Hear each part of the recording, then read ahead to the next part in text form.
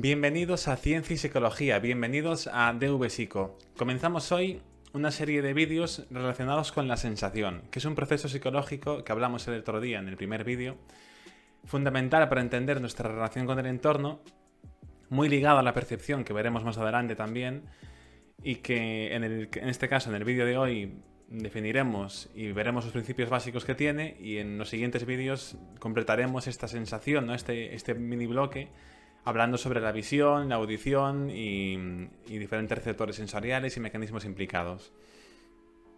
La sensación y la percepción, como comentaba, aunque muchas veces se confunden, no son lo mismo. La sensación sería la detección de la energía física del ambiente y su codificación en señales nerviosas, mientras que la percepción sería la selección, organización e interpretación de las sensaciones. Para entender la diferencia entre las dos voy a poner un par de ejemplos. Uno muy mítico, muy famoso de la psicología, que es el de la paciente EH. Una paciente que tuvo una lesión en el lóbulo temporal en un área relacionada con el reconocimiento de caras, de forma que este caso es curioso porque ella podía sentir, en este caso, la información visual, era capaz de reconocer los rasgos de una cara, pero no era capaz de reconocer un rostro reconocido. Es lo que se llama prosopagnosia. Podéis buscarlo, es un trastorno neurológico que sirve para representar, en este caso, la diferenciación entre los dos. ¿Y por qué? Porque la sensación estaría intacta en este caso, es decir, a nivel visual era capaz de recibir los estímulos, pero no era capaz de interpretarlos a nivel perceptivo. Otro ejemplo que podemos utilizar, en este caso, para entender esta diferenciación entre sensación y percepción, sería el de un cuadro que en el manual que utilizo de referencia, que ya sabéis que lo dejaré en la caja de descripción del vídeo, en los enlaces de todo lo que utilizamos, sería el cuadro de El bosque tiene ojos. Aquí podéis ver en imagen ahora mismo. Y para entenderlo, la sensación sería aquello que nos permite percibir los colores, las líneas del cuadro y todos los matices, ¿no? A nivel, pues, los trazos del dibujo, etcétera, etcétera. Y la percepción sería aquello que nos permite interpretar eso que vemos en el cuadro, esa sensación que nos viene, ¿no? Bueno, sensación no, realmente, esa percepción que nos viene de como algo raro que hay en el cuadro, y es cuando le damos sentido, ¿no? A estas figuras, por ejemplo, las rocas formando caras. Todas estas formas que vemos realmente son percibidas. Sería la percepción, ¿no? Actuando en este caso. Ya os digo que la percepción entraremos en detalle más adelante, así que no quiero tampoco pararme demasiado. Comienzo hablando sobre los principios básicos, ¿vale? De la sensación. Aunque antes voy a hacer un pequeño paréntesis. La sensación no es algo exclusivamente humano, obviamente, ¿no?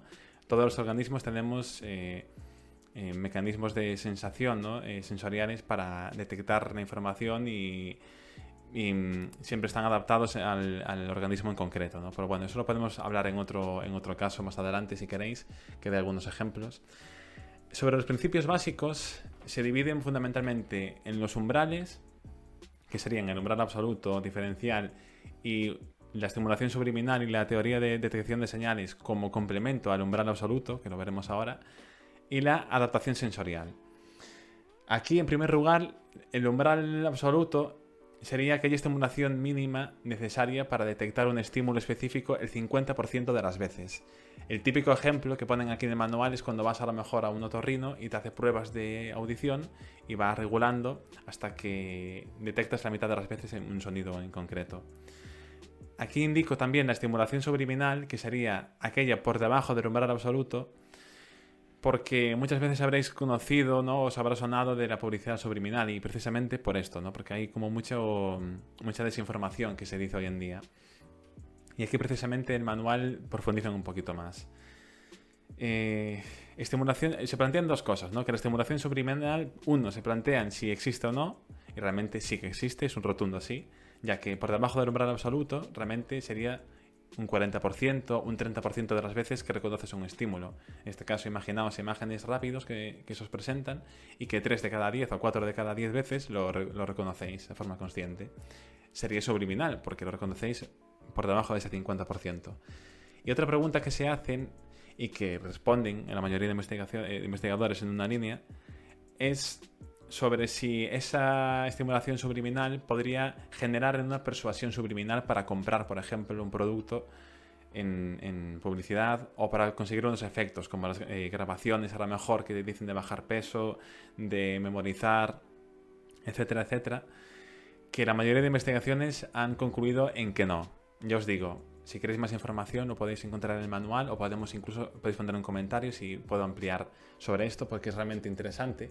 Lo que pasa es que no quiero que se me vaya a demasiado largo el vídeo. Con respecto a la teoría de detección de señales, esta sería la teoría que predice cómo y cuándo detectamos la presencia de unos estímulos muy ligeros, lo que se llamarían señales, entre otros estímulos, el llamado ruido. Y sostiene que no existe un umbral absoluto único y que la detección depende en parte de la experiencia, las expectativas, la motivación y el nivel de fatiga. Esto se aplicaría al umbral absoluto, como dicen ahí, y que no sería único para cada persona. Dependería de todo esto. En este caso hago un ejercicio con vosotros, ¿no? Os animo a que pongáis en comentarios en qué situaciones creéis que ese umbral absoluto puede variar en función de esas cosas que veis ahí. A mí se me ocurre, por ejemplo, para, digamos, hacer el primer ejemplo para luego que vayáis vosotros, pues un caso de un controlador aéreo que tiene que estar muy atento y tiene que tener un umbral absoluto muy bajo para unos estímulos en concreto. Por ejemplo, ¿no? En un radar. Cómo puede afectar ahí la experiencia o la propia fatiga. Por último, de los umbrales, ¿no? Que hablábamos del absoluto y esta teoría de detección de señales que completa el entendimiento del umbral absoluto, estaría el umbral diferencial, que sería la diferencia mínima entre dos estímulos que un individuo puede detectar. Entre esos dos estímulos requeridos el 50% de las veces. Esto está relacionado con la ley de Weber, que sería aquella que mide pues, en qué medida podemos percibir diferencias entre dos estímulos, ¿no? Y dice que no es una cantidad, sino una constante. Para entenderlo, si cogemos un peso con una mano, imaginaos un saco de algún tipo, de 1 kilo de arroz, y luego cogemos otro saco de 1 kilo y un poquito más, hay un porcentaje en el cual vamos a notar la diferencia. En el peso se estima que es de un 2%. Un 2% de diferencia entre una vez que cogemos el peso y otra, o entre una mano y otra, notaremos la diferencia. En el caso de los tonos, ¿no? Del sonido se dice que es un 0,3. Bueno, realmente hay experimentos sobre eso muy interesantes. Pero ya os digo, esto solamente es a nivel general, que quiero tocarlo un poco por encima. Y terminamos con la adaptación sensorial, que sería la disminución de la sensibilidad ante un estímulo constante, centrando nuestra atención en los cambios informativos. Con respecto a la atención lo veremos en otros vídeos, pero un ejemplo claro de esta disminución de la sensibilidad se puede ver, por ejemplo, con los relojes, ¿no? Que al prenderlos por primera vez pues lo notamos, o los calcetines, pero al cabo del tiempo dejamos de sentirlo. Fundamentalmente esto pasa con el tacto, con el olfato, que el olor dejamos de sentirlo, y el sonido.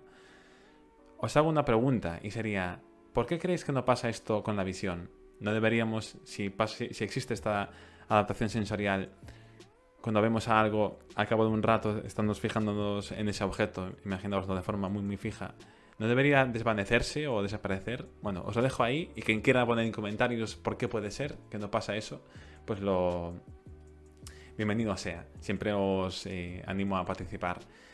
Y hasta aquí sería todo. Espero que os haya gustado. Ya sabéis, en ese caso podéis darle a me gusta, suscribiros y compartir el vídeo. Tengo también las redes en la caja de comentarios para que podáis acceder a ellas quienes queráis. Y nada más. Seguiremos en el siguiente vídeo hablando de sensación, en este caso sobre la visión. Así que os animo en este caso, a ver el siguiente vídeo cuando esté. No me enrollo más, que ya sabéis que no paro cuando me pongo a hablar. Un abrazo enorme y hasta la próxima.